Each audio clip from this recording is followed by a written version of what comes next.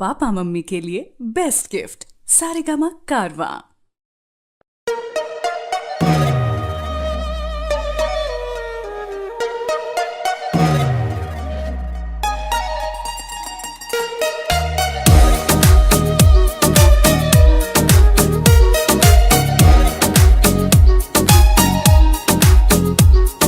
Shot है dress impress दिल हमार करेला बारू जाड़ा के धूप रूप देख के न मन भरेला।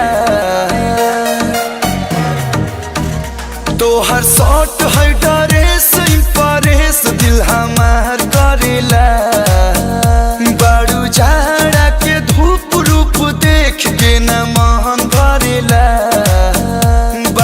बिखरल तोहार उपलाली चटकार दूजे हाबी बगाल गुलाबी तोहर कातिल बा फिगर हरे पतली कमर खोले खाती दे द दिलवा के चाबी तोहर अखिया भइल बशरबी तोहर कातिल बा फिगर।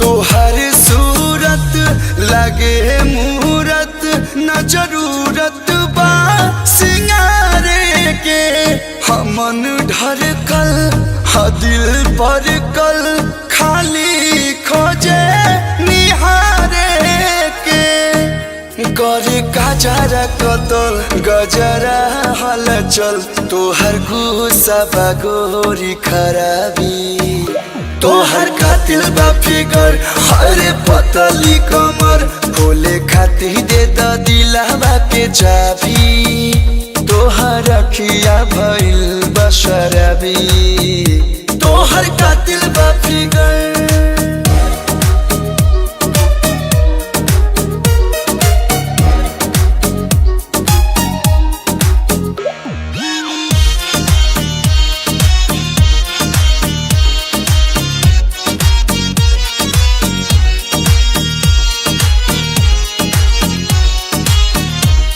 करे घायल तोहर पायल प्रियांशु प्रिंस के दिलावा हो कहे कलुआ बांधिल पलुआ न कोनो बात गिलावा हो तोहर सीन दिल के सोर दिल का छोटेला मोर नखरा लखनऊआ नवाबी तोहर कातिल बा फिगर हरे पतली कमर खोले खाती दे द दिलवा के चाबी तोहर अखिया भइल बशरबी तोहर कातिल बा फिगर।